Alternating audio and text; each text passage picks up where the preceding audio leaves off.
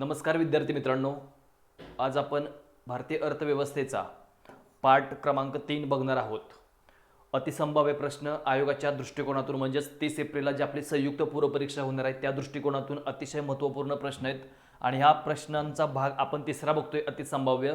याच्या आधी आपले 2 भाग झालेले आहेत, ते सर्वांनी व्यवस्थित ऐकून घ्यायचे आहेत कारण येणाऱ्या एक्झाममध्ये नक्कीच तुम्हाला या अतिसंभाव्य प्रश्न त्याचं जे काही मी स्पष्टीकरण तुम्हाला सांगतोय याच्यावरती क्वेश्चन विचारले जाणार आहेत. त्यामुळे जास्तीत जास्त विद्यार्थ्यांपर्यंत लेक्चरची लिंक करा, शेअर करा, त्याचबरोबर सर्वांनी चॅनलला सबस्क्राईब आणि लेक्चरला लाईक करायचं आहे. लेक्चर तुमच्यासाठी अतिशय महत्त्वपूर्ण असणार आहे. येणाऱ्या एक्झाममध्ये नक्कीच याचे खूप सारे फायदे जे आहेत ते तुम्हाला होणार आहेत. आता आपण वेळ न घालवता आपण आपल्या लेक्चरची सुरुवात करूयात.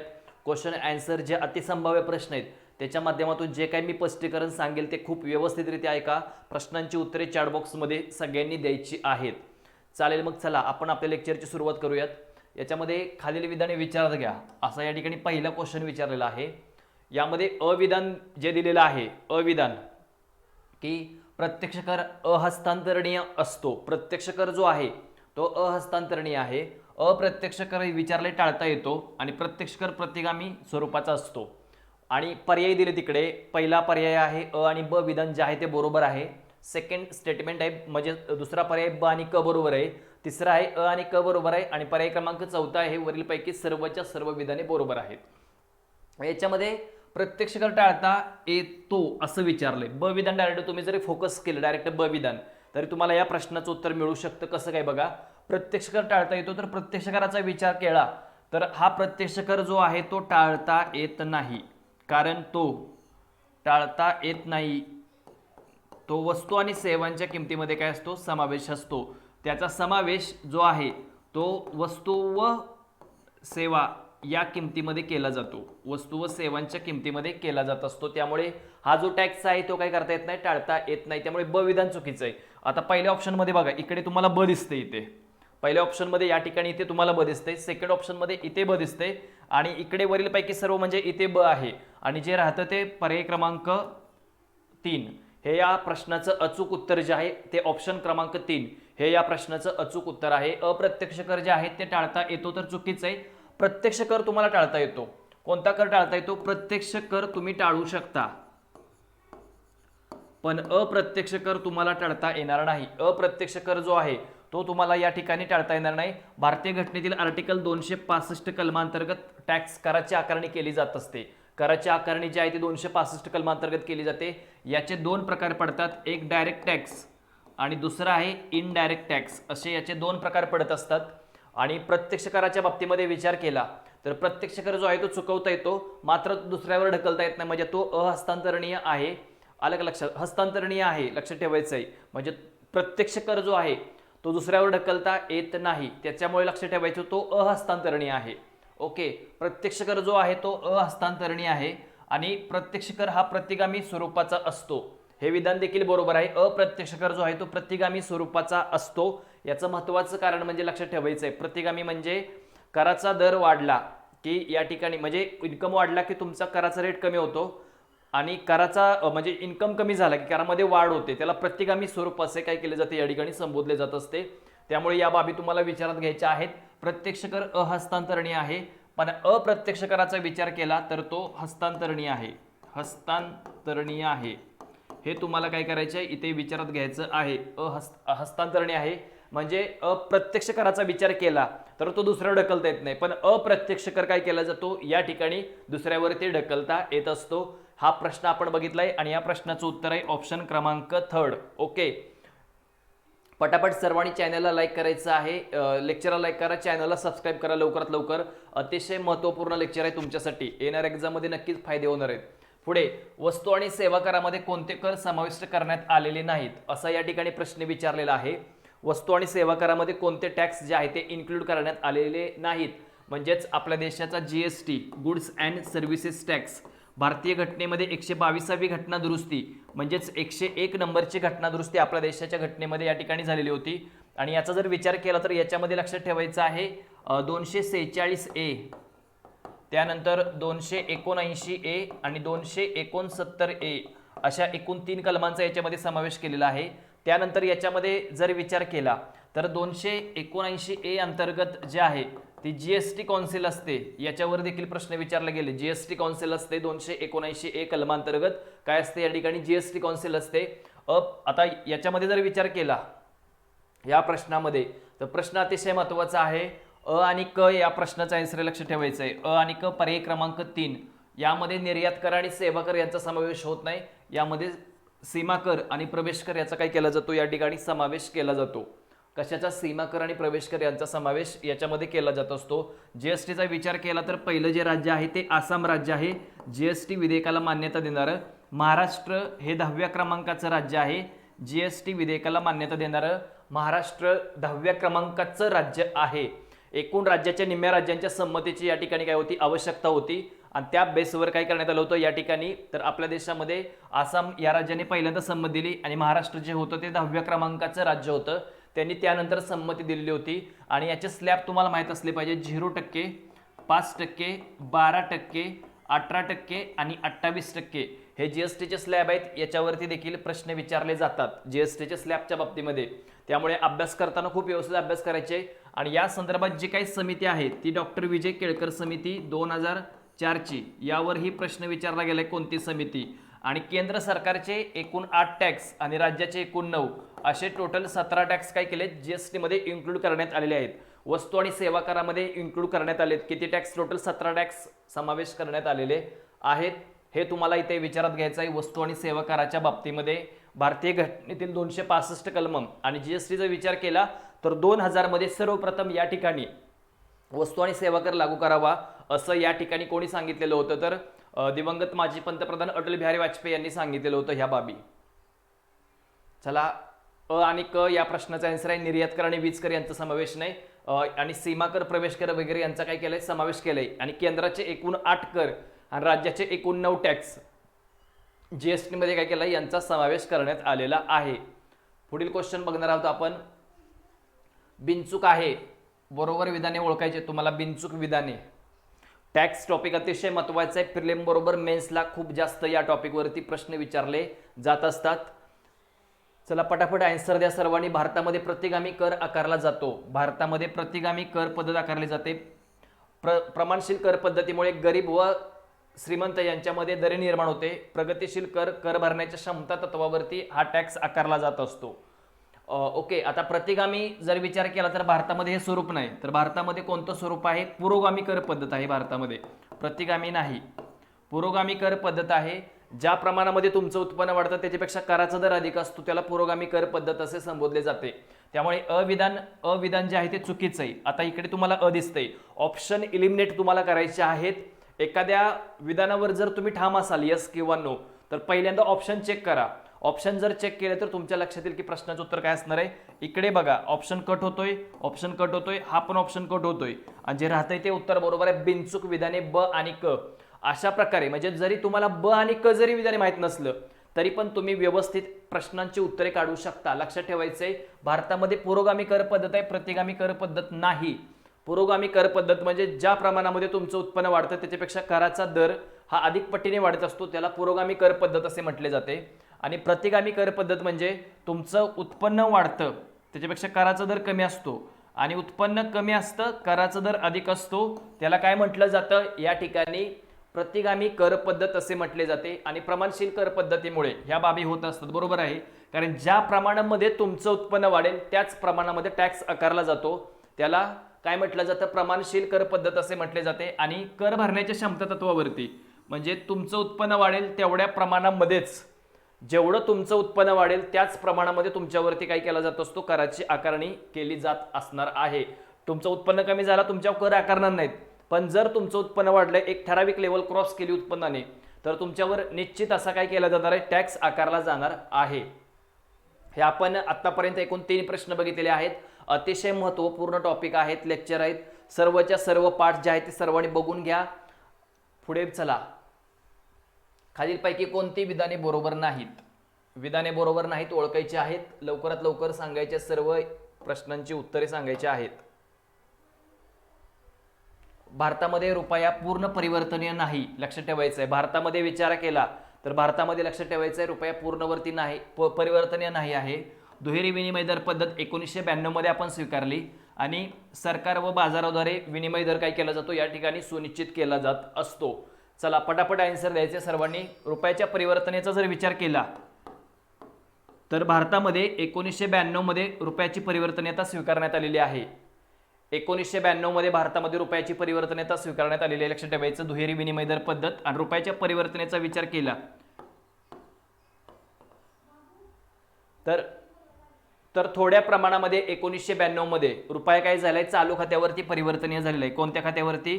चालू खात्यावर परिवर्तनीय झालेला आहे. त्याच्यानंतर विचार केला तर 1993-94 मध्ये रुपया हा जो आहे रुपया कोणत्या खात्यावरती तर व्यापारी खात्यावरती परिवर्तनीय झालाय आणि 1994-95 ला रुपया चालू खात्यावर पुन्हा पूर्ण परिवर्तनीय झालेला आहे. रुपयाची परिवर्तनीयता म्हणजे काय तर ज्या वेळेला आपले चलन इतर चलनाच्या संदर्भामध्ये मुक्तपणे विनिमय असते त्यावेळेला त्याला रुपयाची परिवर्तनीयता अथवा चलनाची परिवर्तनीयता असे त्याला संबोधले जात असते. ज्या वेळेला आपला रुपया इतर चलनाच्या संदर्भामध्ये मुक्तपणे विनिमय असतो त्यावेळेला त्याला रुपयाची परिवर्तनीयता अथवा चलनाची परिवर्तनीयता असे म्हटले जाते. पण आपला रुपया हा पूर्ण परिवर्तनीय नाही कारण तो अजूनही भांडवली खात्यावर परिवर्तनीय झालेला नाही. तो अंशतः परिवर्तनीय आहे. पूर्णतः परिवर्तनीय करण्यासाठी तारापोर समिती लक्षात ठेवायचं आहे. कोणती समिती? तारापोर समितीची स्थापना करण्यात आली 1 आणि 2 आणि त्यानंतर मिस्त्री समितीची देखील याच्यामध्ये काय करण्यात आली होती? स्थापना करण्यात आली होती. कोणत्या समितीची? मिस्त्री समितीची देखील याच्यामध्ये स्थापना करण्यात आलेली होती. हे तुम्हाला इथे विचारात घ्यायचं आहे. 1992 मध्ये रुपया जो आहे तो 1992 ला रुपया चालू खात्यावर अंशतः परिवर्तनीय येतो होता. त्यानंतर तो पूर्ण परिवर्तनीय 1994-95 ला जो आहे रुपया काय झालाय पूर्ण परिवर्तनीय झालेला आहे. रुपया पूर्ण परिवर्तनीय झाला आणि त्याच्या आधी 93-94 ला रुपया व्यापारी खात्यावर काय होता? परिवर्तनीय होता. व्यापारी खात्यावरती काय होता या ठिकाणी? परिवर्तनीय होता. 1992 ला आपण काय केले? दुहेरी विनिमय दर पद्धत म्हणजे एक लक्षात ठेवायचंय मार्केटचा याच्यामध्ये विचार केला जातो म्हणजे मार्केटमधली मागणी आणि सप्लाय आणि दुसरं गव्हर्नमेंट ऑफ इंडिया यांच्या मार्फत सुनिश्चित केले जात असतात. त्याला दुहेरी विनिमय दर पद्धत जी आहे ती आपण काय केली होती? 1992 मध्ये स्वीकारलेली होती. आणि सरकार आणि बाजाराद्वारे विनिमय दर काय केला जातो? ठरवला जात असतो. एक्सचेंज रेट विनिमय दर म्हणजे काय? विनिमय दर म्हणजे काय तर लक्षात ठेवायचंय तुम्हाला आपलं चलन देणे त्याच्यामधल्यामध्ये दुसरं चलन घेणे त्या संदर्भात जो काही व्यवहार ठरतो जो काही व्यवहार होतो त्याला काय म्हटलं जातं? एक्सचेंज रेट असे म्हटले जाते. विनिमय दर असे त्याला संबोधले जात असते. नेक्स्ट क्वेश्चन बघायचे आपल्याला. विकसनशील अर्थव्यवस्थेची वैशिष्ट्ये कोणती असतात? विकसनशील अर्थव्यवस्थेची वैशिष्ट्ये तुम्हाला सांगायची आहेत सर्वांना. लवकरात लवकर या प्रश्नाचं उत्तर द्यायचे सर्व विद्यार्थ्यांनी.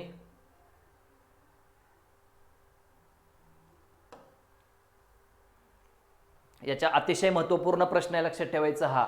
विकसनशील आणि विकसित या दोन्ही पण कन्सेप्ट तुम्हाला माहित असल्या पाहिजेत. विकसनशील म्हणजे विकासाच्या मार्गावरती असणारे देश त्याला विकसनशील असे म्हटले जाते. काय म्हटले जाते? विकसनशील असे त्याला संबोधले जात असते. याच्यामध्ये उदाहरणार्थ कोणता देश आहे? भारत. याच्यामध्ये विचार केला तर साक्षरतेचे जे प्रमाण असते साक्षरता याच्यामध्ये कमी असते. लक्षात ठेवायचे साक्षरतेचे प्रमाण कमी असते विकसनशील देशामध्ये. जीडीपी असेल पर कॅपिटा इन्कम असेल पर कॅपिटा इन्कम हा देखील याच्यामध्ये काय असतो? कमी असतो पर कॅपिटा इन्कम. इकडे विचार केला वैशिष्ट्य कोणते आहेत? उच्च साक्षरता प्रमाण हे तर येणार नाही याच्यामध्ये. आता उच्च साक्षरता नाही साक्षरतेच्या प्रमाणाचा विचार केला तर साक्षरता कमी असणार आहे. याच्यामध्ये काय असणार आहे? साक्षरता कमी असणार आहे म्हणजे अ ऑप्शन कट होतो. लक्षात ठेवायचं आहे जिथे जिथे अ आहे ते कट करा. लक्षात ठेवा.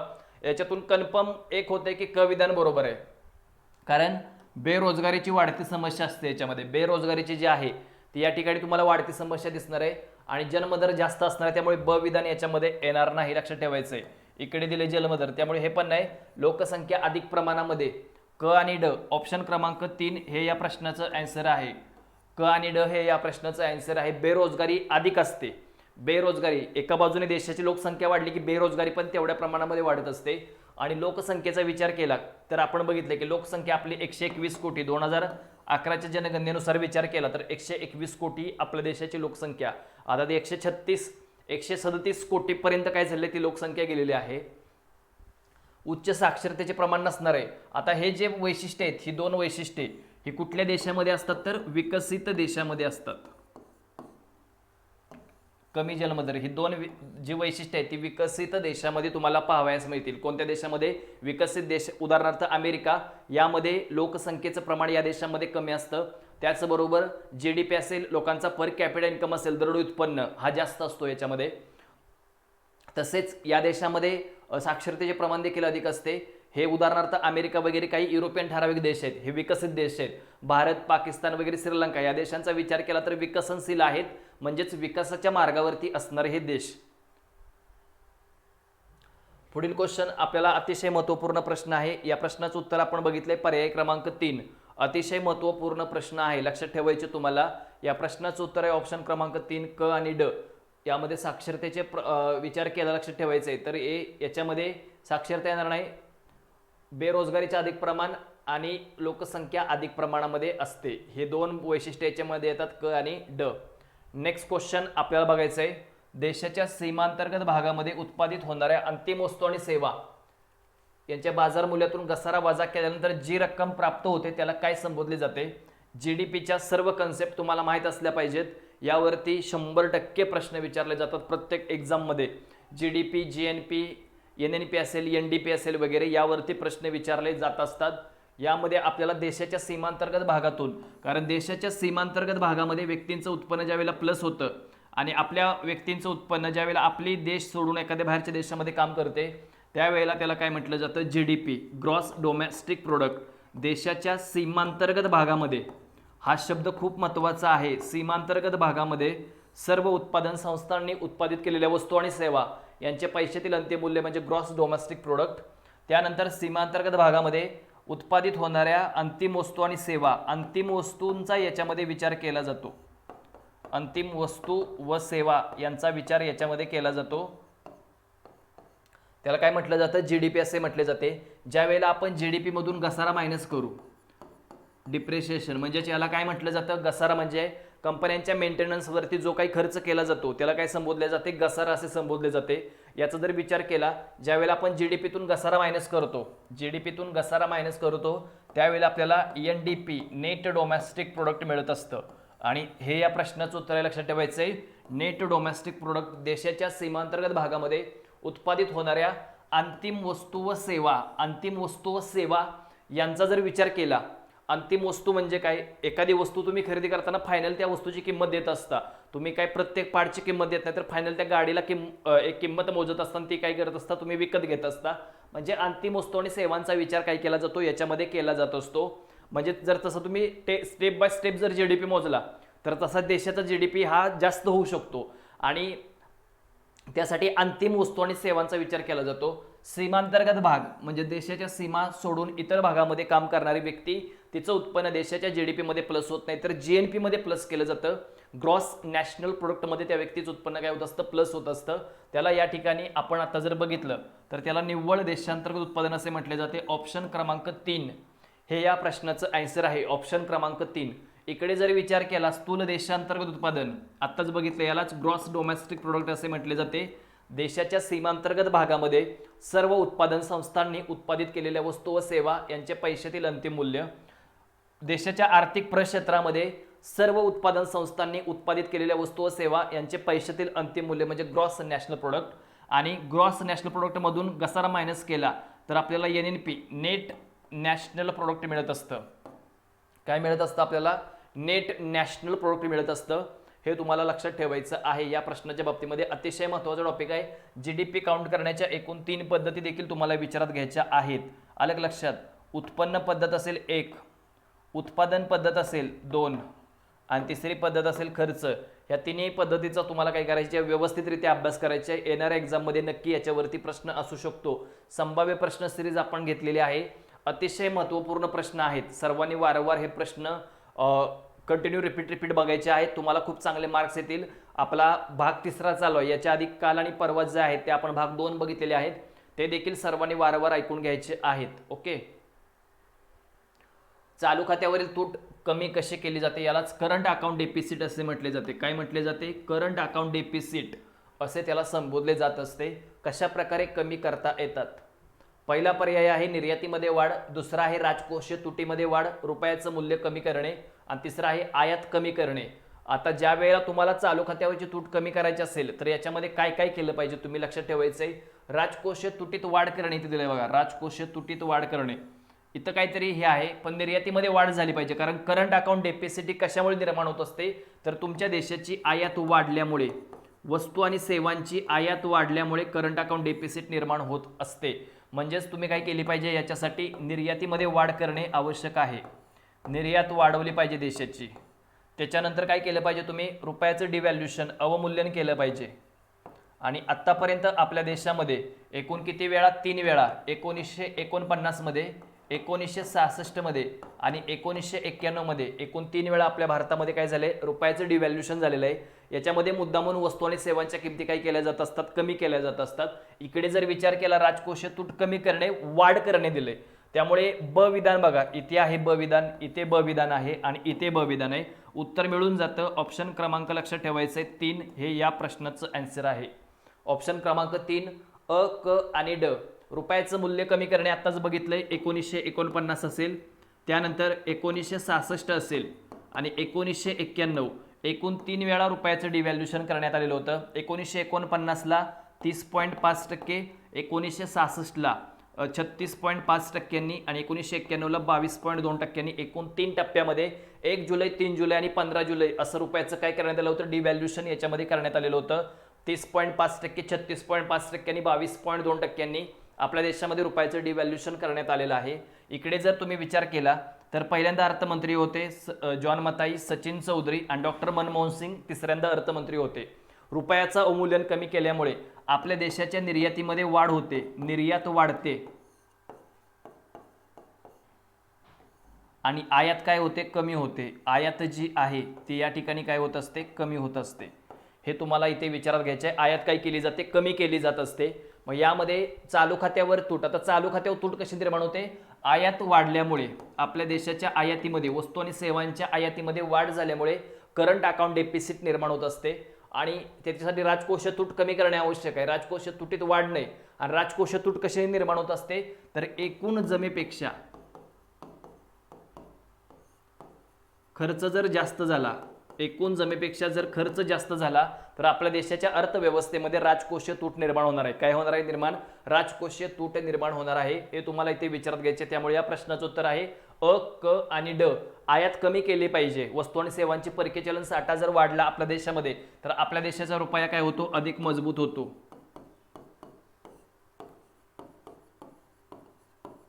आपल्या देशाचा जो रुपया आहे तो या ठिकाणी काय होत असतो, अधिक मजबूत होत असतो. हे तुम्हाला काय करायचे, इथे लक्षात ठेवायचे. खूप महत्त्वपूर्ण हे घटक आहेत, लक्षात ठेवायचे. अतिशय यावरती प्रश्न विचारले जातात. त्यामुळे प्रत्येकाने याचा अभ्यास जो आहे तो खूप डीप मध्ये करायचा आहे.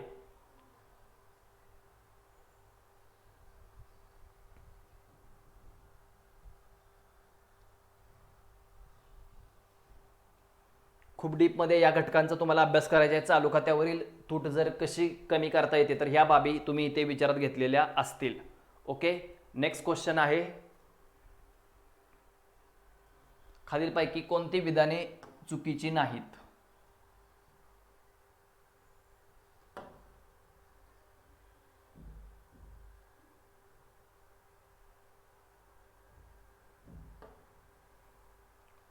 खालीलपैकी कोणती विधाने चुकीची नाहीत. भारतामध्ये इन्कम टॅक्स 1860 पासून आकारला जातो. इन्कम टॅक्स वयोमर्यादा ठरवून दिलेली बरोबर आहे आणि आयकराच्या जागी प्रत्यक्ष कर संहिता लागू करण्यात आलेली आहे. अतिशय सोपा प्रश्न आहे, लक्षात ठेवायचे. 1860 मध्ये भारतामध्ये काय झाली होती, इन्कम टॅक्स आकारण्यास सुरुवात झाली होती. वयोमर्यादा ठरवून दिलेली आहे. ओके, याच्यामध्ये काय वयोमर्यादा पहिली आहे 60 वर्ष, दुसरी वयोमर्यादा काय आहे तर 60 ते 80 वर्ष आणि तिसरी स्टेप याच्यामधली काय आहे 80 वर्षाच्या पुढच्या व्यक्ती. तिसरी स्टेप लक्षात ठेवायचं याच्यामध्ये काय आहे तर 80 वर्षाच्या पुढच्या व्यक्ती. आता मागे जर बघितलं 2.5 लाखापर्यंत, आता ते वाढले, लक्षात ठेवायचं. इन्कम टॅक्स मर्यादा एक ठराविक उत्पन्न गट क्रॉस केल्यानंतर तुमच्यावर सरचार्ज देखील काय केला जात असतो, आकारला जात असतो. आणि प्रत्यक्ष कर संहिता DTC जे आहे ते भारतामध्ये 2010 मध्ये आलेलं आहे. त्यामुळे या प्रश्नाचं उत्तर आहे ऑप्शन क्रमांक 4. वरीलपैकी सर्वच्या सर्व विधाने काय आहेत, या ठिकाणी बरोबर आहेत. सर्व विधाने बरोबर आहेत याच्यामध्ये. इन्कम टॅक्सचा जर विचार केला तर यासाठी नंतर कायदा झाला 1961 मध्ये आणि हाच कायदा महामंडळ कर यांना देखील लागू आहे. कॉर्पोरेशन टॅक्स याला देखील लागू आहे. भारतीय कंपन्यांवरती 30% आणि परकीय कंपन्यांवरती कॉर्पोरेशन टॅक्स 40% आकारला जातो. 1 रुपयाच्या नफ्यापासून हा टॅक्स काय केला जात असतो, आकारला जात असतो, महामंडळ कर. आणि जीएसटीच्या आधी सर्वाधिक रेव्हेन्यू मिळवून देणारा टॅक्स जो आहे, सर्वाधिक रेव्हेन्यू मिळवून देणारा टॅक्स हा जो होता तो या ठिकाणी कॉर्पोरेशन टॅक्स हाच होता. आताच झालाय जीएसटी, सर्वाधिक रेव्हेन्यू मिळवून देणारा टॅक्स. राज्य सरकारांना पण लक्षात ठेवायचे, स्टेट जीएसटी मार्फत सर्वाधिक इन्कम प्राप्त होत असतो आणि केंद्र सरकारला देखील जीएसटी मार्फत याच्या मार्फतच काय होत असतो, सर्वाधिक उत्पन्न या ठिकाणी प्राप्त होत असतं. आयकरच्या बाबतीमध्ये वयोमर्यादा ठरवून दिलेली आहे. 80 वर्ष जर असेल व्यक्तीचं तर त्याच्यावर कमी टॅक्स म्हणजे जास्त मर्यादा आहे. इथं मीडियम मर्यादा आणि याच्यावर एकदम कमी मर्यादा असते, लक्षात ठेवायचं आहे. त्यानंतर एक ठराविक उत्पन्न क्रॉस केल्यानंतर ती व्यक्ती टॅक्स भरण्यासाठी पात्र होते. मग प्रत्यक्ष कराचा विचार केला तर प्रत्यक्ष कर म्हणजेच इन्कम टॅक्स हा चुकवता येतो का, तर चुकवता येतो, पण तो दुसऱ्या व्यक्तीवरती संक्रमित करता येत नाही. कारण ज्यांच्यावर कराचा आघात झालेला आहे त्याच व्यक्तीला त्या कराचा भरणा करावा लागतो. त्याला इन्कम टॅक्स म्हणजे उदाहरणार्थ डायरेक्ट टॅक्स असे संबोधले जात असते. हे तुम्हाला इथे विचारात घ्यायचे. वरीलपैकी सर्वच्या सर्व विधाने काय आहेत, या ठिकाणी बरोबर आहेत. सर्वच्या सर्व विधाने इथे बरोबर आहेत. खूप महत्त्वपूर्ण या गोष्टी आहेत. वारंवार आयोग यावरती प्रश्न विचारू शकते. 1961 मध्ये कॉर्पोरेशन टॅक्स साठी पण तोच कायदा 1961 चा लक्षात ठेवायचा आहे. Next question. सार्क एक आंतरराष्ट्रीय संघटना आहे, खूप महत्त्वाची संघटना आहे ही. सार्क या संघटनेचं मुख्यालय कुठे आहे? सार्क या संघटनेच्या मुख्यालयाचा विचार केला तर हे सार्क या संघटनेचं मुख्यालय कोणत्या देशामध्ये आहे? काठमांडू, नेपाळ. लक्षात ठेवायचे. याची स्थापना 27-28 डिसेंबर 1985 मध्ये सार्क या संघटनेची काय झाली, स्थापना झाली. त्याचं मुख्यालय जे आहे ते काठमांडू, नेपाळ या ठिकाणी आहे. कुठे आहे? काठमांडू, नेपाळ या ठिकाणी या सार्क या संघटनेचं मुख्यालय आहे. सार्कचा फुल फॉर्म जर विचार केला, south Asian association regional corporation, याला सार्क लक्षात ठेवायचं असं म्हटलं जातं. सार्क संघटना अतिशय महत्त्वाची आहे. बांगलादेश ढाका इथं बिमस्टेकचं मुख्यालय, बे of Bengal initiative multi sector economic corporation लक्षात ठेवायचंय. वर्ल्ड ट्रेड ऑर्गनायझेशन WTOचं मुख्यालय स्वित्झर्लंड जिनिव्हामध्ये लक्षात ठेवायचंय. ऑस्ट्रिया व्हिएन्नामध्ये OPEC Organization of Petroleum Exporting Countries, ओपेकचं मुख्यालय जे आहे ते ऑस्ट्रिया व्हिएन्ना या देशामध्ये आहे. प्रश्न अतिशय सोपा आहे, लक्षात ठेवायचा आहे. काठमांडू, नेपाळ या ठिकाणी यांचं मुख्यालय आहे. डिसेंबर 1985 मध्ये काय झाली होती, या संघटनेची स्थापना करण्यात आलेली आहे.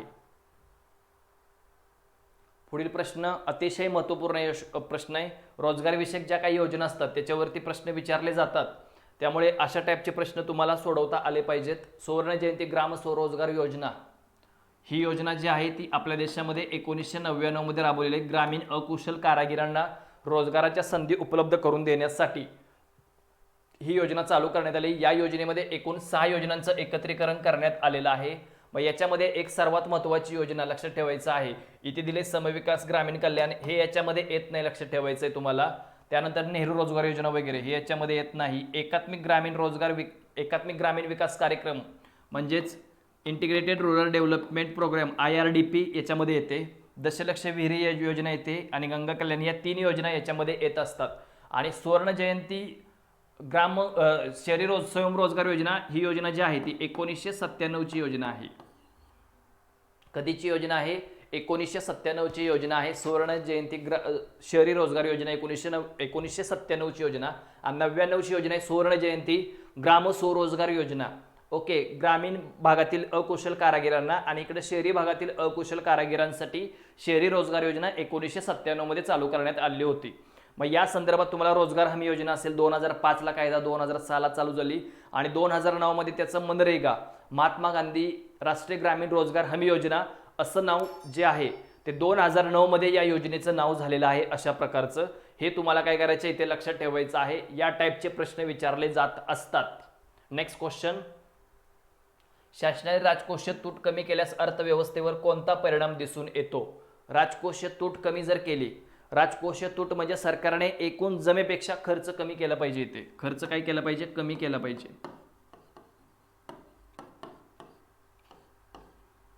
अर्थव्यवस्थेमध्ये खर्च कमी केला पाहिजे. राजकोषीय तूट कमी केल्यास अर्थव्यवस्थेमध्ये कोणता परिणाम दिसून येत असतो? तर देशाच्या निर्यातीमध्ये काय होते? वाढ होते. कारण खर्च कमी केला तर आपल्या अर्थव्यवस्थेमध्ये चलनघट म्हणजे महागाईवरती कंट्रोल केलं जातं. काय केलं जातं या ठिकाणी महागाईवरती कंट्रोल केलं जातं आणि जिथे आपल्या देशामध्ये स्वस्ताई येईल तिथे आपल्या देशामध्ये निर्यात वाढायला काय होणार आहे, चालना मिळणार आहे.